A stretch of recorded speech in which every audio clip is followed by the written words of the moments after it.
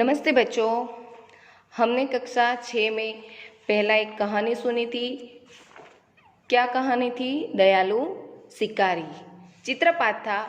अभी भी हम एक कहानी की ओर चलेंगे। आपके सामने जो चित्र दिया गया है उसे ध्यान से देखिए। आपको क्या दिखाई देता है? एक कछुआ दिखता है, 2 हंस दिखते हैं, तालाब दिखता है, गांव के लोग दिखते हैं। आपको दिखाई देता है ना?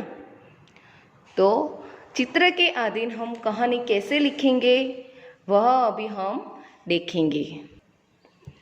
तो चलो बच्चों, हम कहानी की ओर चलते हैं। आपको कहानी अच्छी लगती है ना?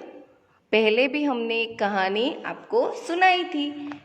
क्या थी? दयालु शिकारी। शिकारी और हिरनी की आपको कहानी सिखाई थी ना हमने, तो आपको अच्छी भी लगी होगी। तो एक दूसरी कहानी के साथ हम अभी पढ़ेंगे। तो देखिए बच्चों, इस कहानी का नाम है बातूनी कछुआ। कछुआ यानी કાચબો। તમે બધાએ જોયો છે? જોયો જ હશે। उसको क्या कहते हैं? कछुआ।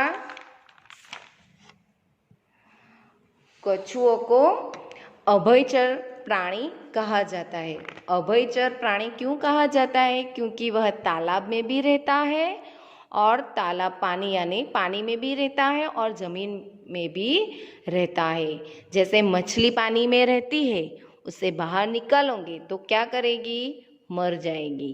इसीलिए कछुए को अभयचर प्राणी कहा जाता है, क्योंकि वह पानी में भी जिंदा रह सकता है और ज़मीन पे भी जिंदा रह सकता है। तो कहानी की ओर चलेंगे। यह कहानी का नाम है बातूनी कछुआ। कछुआ यानी કાચબો। तो एक तालाब था, એટલે કે એક તળાવ હતું। उसमें एक कछुआ रहता था, એટલે કે એ તળાવના પાણીમાં કોણ રહેતું હતું? એક કાચબો। वह बहुत बातूनी था, એટલે કે કાચબાની શું ટેવ હતી? બોલ બોલ કર્યા જ કરે, એટલે बहुत बात करता था। वही 2 हंस भी रहते थे, એટલે તે જ ત્યાં નજીક તે તળાવ પાસે 2 हंस पर रहता હતા।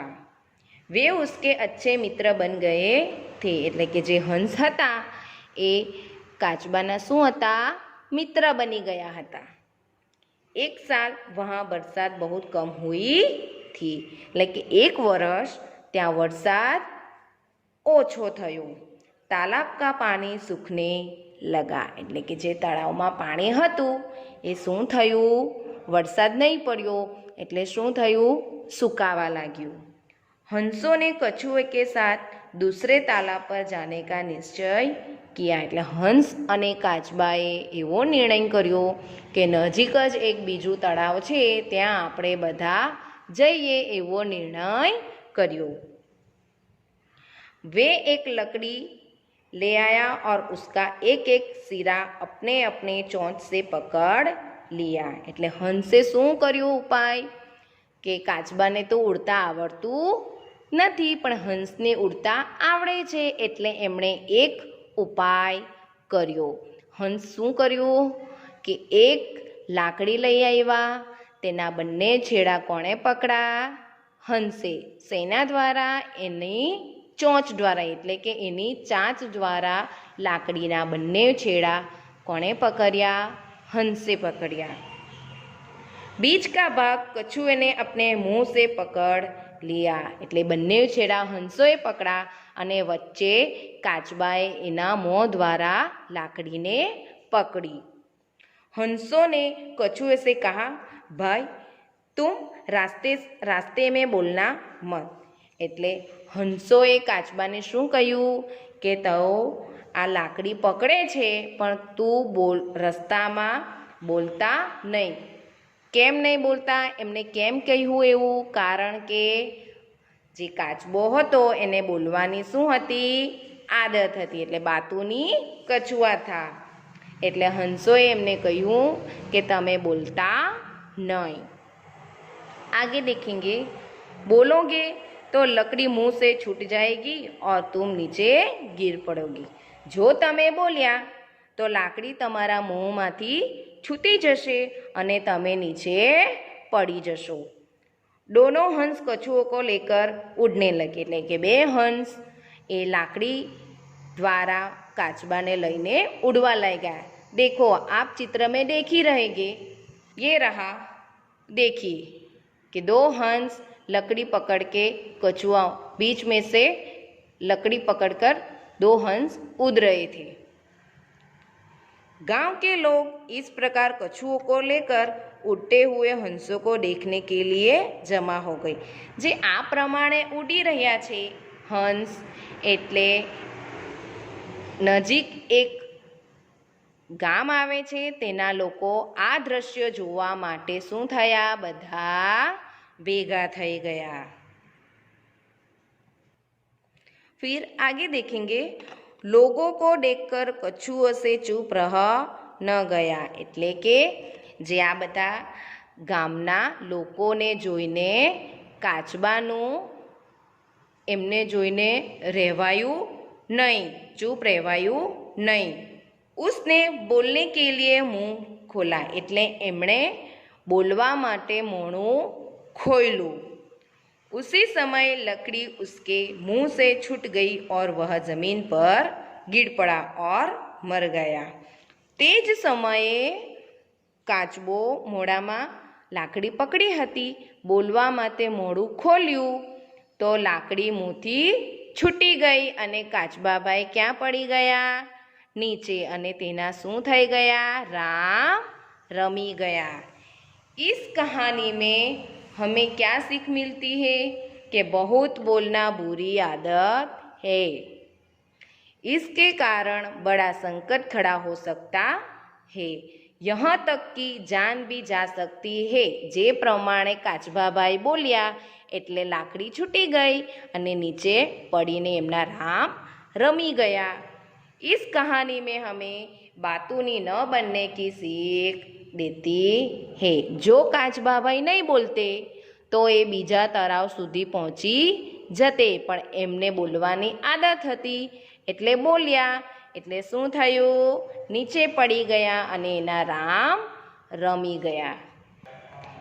आपने अभी यह कहानी सुनी, उसका अनुवाद भी आपने सुना होगा। कहानी के अधीन कुछ सवाल आते हैं, जैसे कि कछुआ कहाँ रहता था? तो कहाँ रहता था? कछुआ कहाँ रहता था? तालाब में। तो उसका उत्तर क्या आएगा? कछुआ तालाब में रहता था। कौन से पक्षी कछुए के मित्र थे? कौन से थे? दो हंस। कछुए के मित्र कौन थे? दो हंस। कछुआ बहुत खाली जगह था। क्या था? कछुआ कैसा था? बोल बोल करते हो तो नहीं, એટલે कैसा था? बातूनी। कैसा था? बातूनी। रास्ते में क्या आया? रास्ते में क्या आया था? एक गांव। कछुए के मुंह से क्या छूट गई? आप देख ही रहेंगे चित्र में, क्या छूटी थी? लकड़ी। क्या छूटी थी? लकड़ी। आगे देखेंगे कहानी की ओर। कहानी आप अभी आपने सुनी हुई थी, उसमें कई तरह के प्रश्न भी आते हैं, जैसे कि कछुआ की क्या आदत थी? तो आपने सभी सुना ही कहानी में कि कछुआ क्या था? बहुत बोलता था, એટલે क्या आएगा? कछुए की बहुत बोलने की आदत थी। आगे देखेंगे बरसात कम होने पर क्या हुआ? बरसात कम होने पर क्या हुआ? कि बरसात कम होने पर तालाब का पानी सूखने लगा। आगे देखेंगे हंसों ने कहाँ जाने का निश्चय किया? तो हंसों ने दूसरे तालाब पर जाने का निश्चय किया। आगे देखेंगे कछुए ने मुंह से लकड़ी का कौन सा भाग पकड़ा था? क्योंकि लकड़ी का आप चित्र में देख रहे हैं कि लकड़ी का दोनों तरफ से किसने पकड़ा था? हंसों ने पकड़ा था। तो बीच का भाग किसने पकड़ा था? कछुआ ने पकड़ा था।